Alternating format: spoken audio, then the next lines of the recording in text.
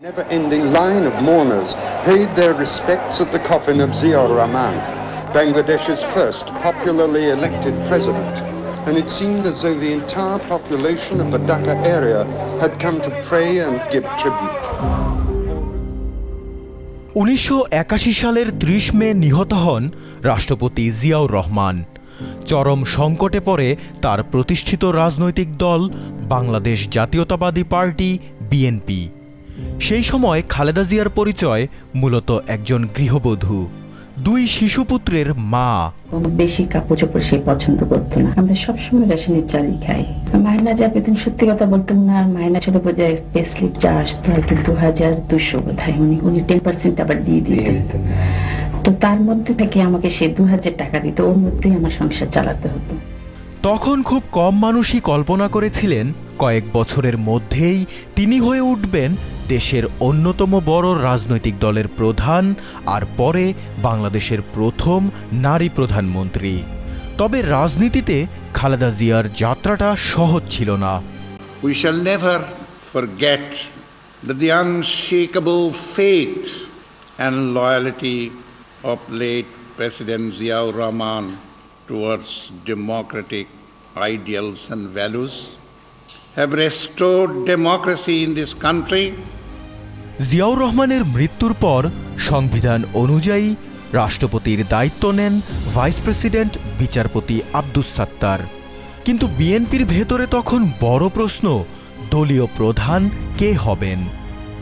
নেতাকর্মীদের চাপে 1982 সালের শুরুর দিকে প্রাথমিক সদস্যপদ নিয়ে বিএনপিতে যোগ দেন খালেদা জিয়া।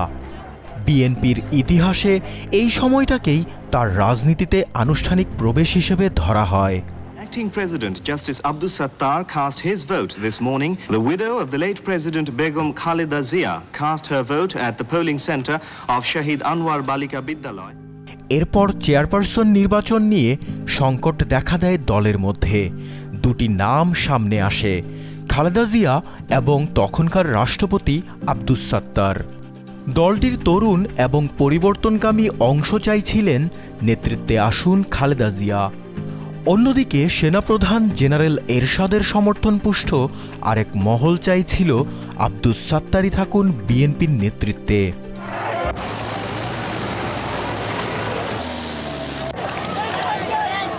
আব্দুস সাত্তার একাধিকবার যান খালেদা জিয়ার সাথে দেখা করে তাকে দলের সহসভাপতি এবং রাষ্ট্রের ভাইস প্রেসিডেন্টের দায়িত্ব গ্রহণের প্রস্তাব নিয়ে, কিন্তু খালেদা জিয়া তা গ্রহণ করেননি।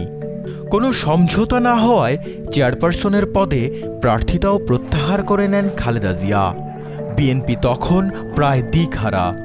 তবে নেতাকর্মীদের বড় অংশের বিশ্বাস ছিল খালেদা জিয়াই পারবেন দলকে ঐক্যবদ্ধ রাখতে।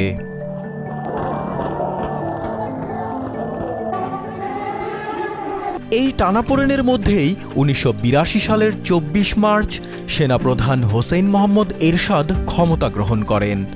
শারীরিক অসুস্থতা দেখিয়ে আব্দুস সাত্তারের পদত্যাগের কথা বলা হলেও গবেষক ও বিশ্লেষকরা একে সোজাসাপটা সামরিক অভ্যুত্থান হিসেবেই অভিহিত করেন। দেশে জারি হয় সামরিক আইন, স্থগিত হয়ে যায় স্বাভাবিক গণতান্ত্রিক প্রক্রিয়া। For the 2 years, we have some limited objective. If we achieve this objective, we want to come back to the barracks, hand over this country to the politicians after a fair election. গণতন্ত্র শূন্য এই সময়ে আরও অনিশ্চয়তায় ডুবে যায় BNP. নেতৃত্ব কে দেবেন সে প্রশ্নে চলতে থাকে নানা গুঞ্জন, নানা হিসাব নিকাশ। 1982 সালে জিয়াউর রহমানের প্রথম শাহাদাত বার্ষিকীতে সমাধিস্থলে প্রথম গুরুত্বপূর্ণ রাজনৈতিক বক্তব্য দেন খালেদা জিয়া। জিয়ার আদর্শ ধরে রাখার শপথ পাঠ করান উপস্থিত নেতাকর্মীদের। 7 নভেম্বরের বড় রাজনৈতিক ভাষণে জনসম্মুখে রাজনৈতিক অবস্থান স্পষ্ট করেন তিনি। It was a massive show of support for Bangladesh's political opposition.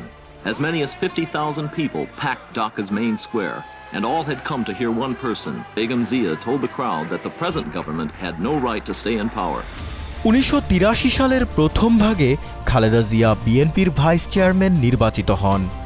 কিছুদিনের মধ্যেই ভারপ্রাপ্ত চেয়ারম্যান হিসেবে দলের দায়িত্ব নেন তিনি। সামরিক শাসন বিরোধী রাজনীতিতে আরও সরাসরি আরও সক্রিয় হয়ে ওঠেন খালেদা জিয়া। গ্রেফতার, গৃহবন্দিত্ব, নানামুখী চাপ সত্ত্বেও তিনি রাজপথের আন্দোলন থেকে সরে দাঁড়াননি। ৮০ দশক জুড়ে সামরিক শাসনের বিরুদ্ধে ধারাবাহিক আন্দোলনে অংশ নিয়ে সারা দেশে দ্রুত জনপ্রিয়তা গড়ে তোলেন Khaleda Zia. Opposition leader Begum Zia was among those detained, having led marches in the center of the capital. ১৯৯০ সালের স্বৈরাচার বিরোধী গণ আন্দোলনে তিনি হয়ে ওঠেন অন্যতম প্রধান বিরোধী নেতা। ছাত্র সমাজ, পেশাজীবী, বিভিন্ন রাজনৈতিক দলের যৌথ আন্দোলনের ধারাবাহিকতায় পতন ঘটে এরশাদ সরকারের। এরপর ১৯৯১ সালের জাতীয় নির্বাচনে বিজয়ী হয় বিএনপি। দেশের প্রথম নারী প্রধানমন্ত্রী হিসেবে দায়িত্ব নেন খালেদা জিয়া। রাজনীতিতে সরাসরি আসার এক দশকেরও কম সময়ে একজন গৃহবধূ থেকে দেশের প্রধানমন্ত্রীর এই যাত্রাকে দেশের ইতিহাসে ব্যতিক্রমী অধ্যায়ই বলা হয়। একাধিক মেয়াদে তিনি প্রধানমন্ত্রীর দায়িত্ব পালন করেছেন, থাকেন আঞ্চলিক এবং আন্তর্জাতিক অঙ্গনে আলোচনার কেন্দ্রেও। খালেদা জিয়া যেসব সংসদীয় আসনে প্রার্থী হিসেবে প্রতিদ্বন্দ্বিতা করেছেন তার কোনোটাতেই পরাজিত হননি।